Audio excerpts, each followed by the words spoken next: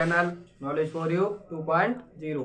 हाँ मेरे दोस्तों, आज हमारी नई क्लास मुहावरे एवं लोकोक्तियाँ।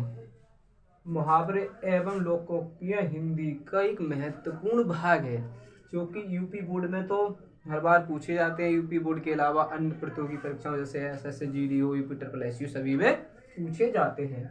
तो मुहावरे जैसे प्रतियोगी परीक्षाओं में तो ऐसे एक मुहावरा दिया होता है, उसके 4 विकल्प दिए होते हैं, तो हमें 4 विकल्पों से एक विकल्प को मतलब चूज करना होता है, चुनना होता है। लेकिन जब लिखित परीक्षा हो तो लिखित परीक्षा में हमें मुहावरे के लिए उसका अर्थ लिख के उसका वाक्य प्रयोग करना होता है। आज हम वो सीखेंगे। तो मुहावरे और लोकोक्तियाँ मतलब जो हमारी इंटर की क्लास की जो हिंदी में आएंगे, मतलब उसे मतलब कैसे करना है, हमें कैसे उनका वाक्य प्रयोग करना है, कैसे उनका अर्थ लिखना है, वो सीखेंगे आज, जो कि महत्वपूर्ण है, जो कि परीक्षा में बार बार पूछे जाते हैं। इसकी हमारा पहला है आंखों का तारा। तो ये मुहावरा होता है, इसका अर्थ एक अलग निकलता है मुहावरे का, आंखों का तारा। तो आंखों का जब तारा होगा ऐसे, तो हमें पेपर पे पहले लिखना है आंखों का तारा, तो उसके बाद ब्रैकेट में इसका अर्थ लिखना है इस प्रकार से कि बहुत प्रिय। क्या होता है? बहुत प्रिय। आंखों का तारा बहुत प्रिय, इस तरीका से। ठीक, हमने लिखा बहुत प्रिय। फिर इसका हमें क्या करना है? वाक्य प्रयोग करके दिखाना होता है। क्या करना होता है? इसका वाक्य प्रयोग। वाक्य प्रयोग का मतलब ये है कि जो दिया गया मुहावरा है उसे हमें वाक्य में किस प्रकार से प्रयोग करना है। अपने शब्दों में कोई भी एक शब्द, एक मतलब एक सेंटेंस यानी वाक्य को बनाना होता है। ठीक है, जैसे वाक्य प्रयोग करें, जैसे राम अपने माता पिता के लिए क्या है? आंखों का तारा थे। कौन? राम। तो हम लिखेंगे राम अपने माता पिता के, राम अपने माता पिता के आंखों का तारा थे। क्या थे? आंखों का, आंखों आंखों का क्या थे? तारा थे। तो मतलब यह है कि हमें कोई भी एक वाक्य प्रयोग अपने शब्दों में करके दिखाना है। आंखों का तारा, आंखों, इस तरीका से। ठीक है, तो हमें क्या करना है? वाक्य प्रयोग हमने कर दिया कि आंखों का तारा क्या है, बहुत प्रिय लिखना है। उसके बाद वाक्य प्रयोग करना है इस प्रकार से और लिख देना है कोई भी अपने शब्दों में कि राम अपने माता पिता के आंखों का तारा थे। ठीक, अब दूसरा अंधे की लकड़ी। अंधे की लकड़ी का मतलब होता है कोई भी एकमात्र सहारा होना। क्या होना? एकमात्र सहारा। एकमात्र सहारा, एकमात्र क्या है? सहारा होना। अब इसका वाक्य प्रयोग करें तो क्या करें? इसका वाक्य प्रयोग, जैसे बूढ़े माँ बाप के लिए उनका बेटा अंधे की लकड़ी होता है, एकमात्र। जैसे किसी का करते हैं, जैसे श्याम अपने बूढ़े माता पिता के लिए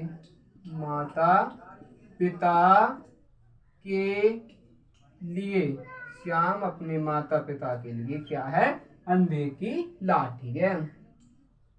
माता पिता के लिए अंधे की क्या है? लाठी है। अंधे की क्या है? लाठी है। ठीक, अब अपने पैरों पर खड़ा होना का मतलब है स्वावलंबी बन जाना, यानी कुछ कमाने लायक हो जाना। स्वावलंबी क्या हो जाना? स्वावलंबी होना।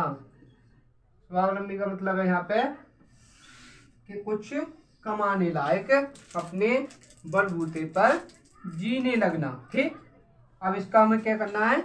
वाक्य प्रयोग करना है। क्या करना है? वाक्य प्रयोग। अपने पैरों पर खड़ा होना का मतलब है स्वावलंबी बन जाना, यानी बच्चे की शादी तभी करनी चाहिए जब वह अपने पैरों पर खड़ा हो जाए। ऐसे इसके वाक्य का प्रयोग करते हैं। बच्चे की शादी, बच्चे की क्या है, शादी तभी करनी चाहिए। कब? तभी करनी चाहिए। कब करनी चाहिए? जब वह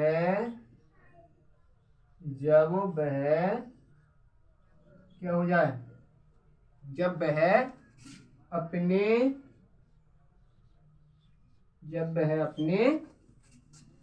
यहाँ लिख दें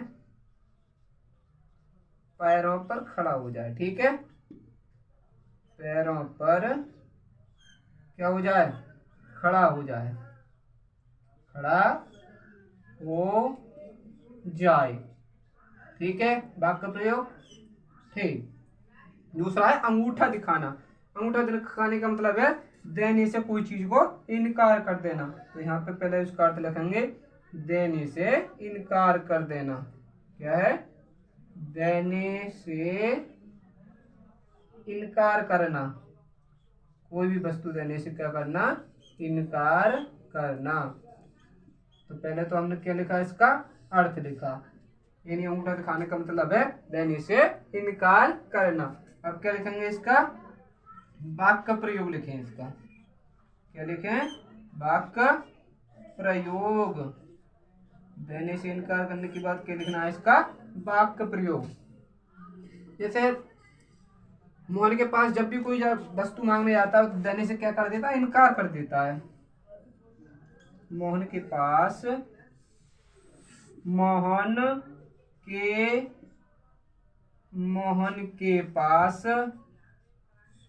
जब भी कोई क्या होता है, जब भी कोई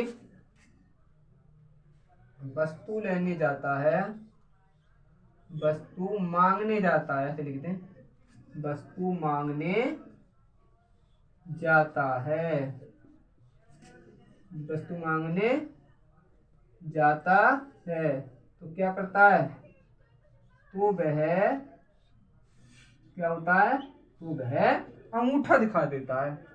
क्या करता है, अंगूठा, क्या करता है, अंगूठा दिखा देता है। अंगूठा दिखा देता है। ठीक है, वाक्य प्रयोग। ठीक है, अब है आग में घी डालना। आग में घी डालने का मतलब है क्रोध को भड़काना। क्या करना, क्रोध को बढ़ाना। क्रोध को पकड़ देना, बढ़ाना, क्रोध को बढ़ाना। आग में घी डालने का मतलब है क्रोध को क्या कर देना, बढ़ाना। क्रोध को क्या कर दिया, आग में घी डालने का मतलब और ज्यादा बढ़ा दिया। अब इसका वाक्य प्रयोग करें। क्या करें, इसका वाक्य प्रयोग। वाक्य प्रयोग में ये करते हैं जब दो पक्षों में झगड़ा होता है तो तीसरा पक्ष क्या करता है, आग में घी डालने का काम करता है। ऐसे लिखते हैं, जब दो पक्षों में क्या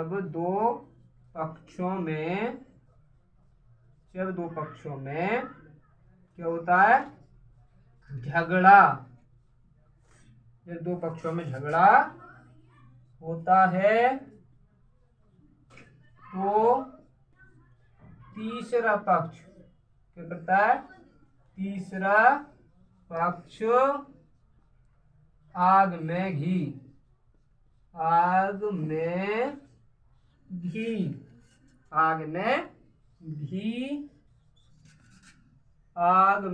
डालने का काम करता है। डालने का काम करता है, आग में घी डालने का काम करता है। तो ये हमारे कौन से 5 मुहावरे यहाँ पे हमने अभी करे। यहाँ पर तो देखें, पहला था आंखों का तारा, बहुत प्रिय हो गया, अंधे की लकड़ी एक मास सहारा हो गया, अपने पैरों पर खड़ा होना, स्वावलंबी होना। अंगूठा दिखाना का मतलब देने से इनकार करना, और आग में घी डालना, क्रोध को और भड़का देना। हाँ, तो हमारा छठा मुहावरा है, छठा है हमारा खाई पाटना। खाई पाटने का मतलब है किसी में मतलब समझौता करा देना। तो इसका पहले तो हम अर्थ लिखेंगे यहाँ पे क्या, समझौता करा, समझौता होना। खाई पाटने का मतलब है समझौता होना। खाई पाटना का मतलब क्या है, समझौता होना। अब इसके क्या लिखना है हमें, वाक्य प्रयोग। क्या करना है इसका, वाक्य प्रयोग। वाक्य प्रयोग का कोई ऐसी मतलब कोई वो नहीं है बाधा की क्या किए जाए, मतलब अपने शब्दों में कुछ भी कर दे जो कि हमारा मुहावरे को पूरा कर दे। ठीक है, खाई पाटना समझौता करना। जैसे राम ने मोहन और श्याम के बीच की खाई को पाट दिया, यानी उनके लिए समझौता करा दिया। जैसे लिखे, ऐसे लिखते, मोहन ने राम और श्याम, मोहन ने राम और श्याम के बीच की जो खाई थी, बीच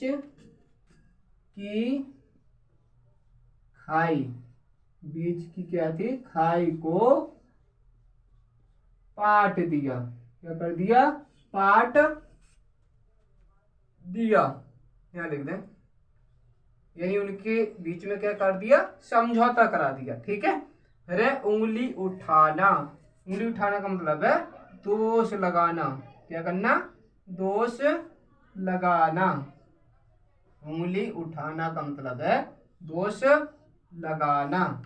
अब दोष लगाने का हम क्या करें, वाक्य प्रयोग करें। क्या करें, वाक्य प्रयोग। उंगली उठाना का मतलब है दोष लगाना। अब दोष लगाने का मतलब अपना वाक्य प्रयोग करें, किसी के बच्चे पर उंगली नहीं उठानी चाहिए, यानी किसी के बच्चे को दोष नहीं लगाना चाहिए। क्या करना है, किसी के बच्चे पर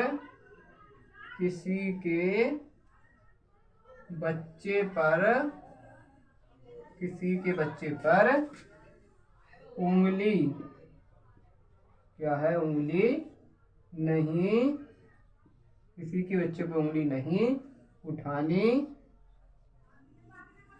चाहिए, किसी के बच्चे पर उंगली नहीं उठानी चाहिए। अब घुटने टेकना, घुटने टेकने का मतलब है यहाँ पे हार मान लेना। क्या करना, हार मानना।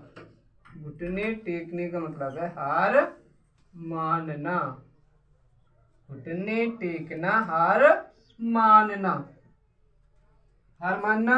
अब इसका क्या करना है हमें, वाक्य प्रयोग। क्या है, वाक्य प्रयोग। वाक्य प्रयोग में पाकिस्तान ने युद्ध में भारत के सामने मतलब घुटने टेक दिए हैं। युद्ध में, जिसमें युद्ध में पाकिस्तान ने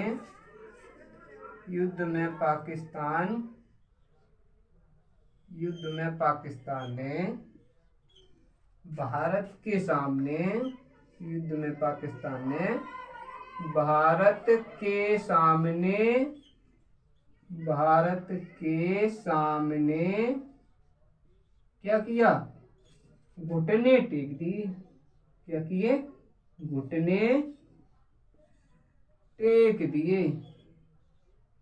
युद्ध में क्या किया, घुटने टेक दिए। है लिख दें, घुटने टेक दिए। ठीक। अब है 8-8 आंसू रोना, यानी 8-8 आंसू रोना का यहाँ पर अर्थ है बहुत रोना। क्या करना, बहुत रोना। 8-8 आंसू रोना का मतलब है बहुत रोना। अब इसका क्या करें, हम वाक्य प्रयोग करें। 8-8 आंसू रोना, बहुत रोना। वाक्य प्रयोग। वाक्य प्रयोग में क्या है कि राधा अपनी पापा की पापा के निधन पर, राधा ने अपने पापा के निधन पर 8-8 आंसू बहाए, यानी 8-8 आंसू रोई। कोई भी लिख दें, राधा अपने पापा के निधन पर, पापा के निधन पर,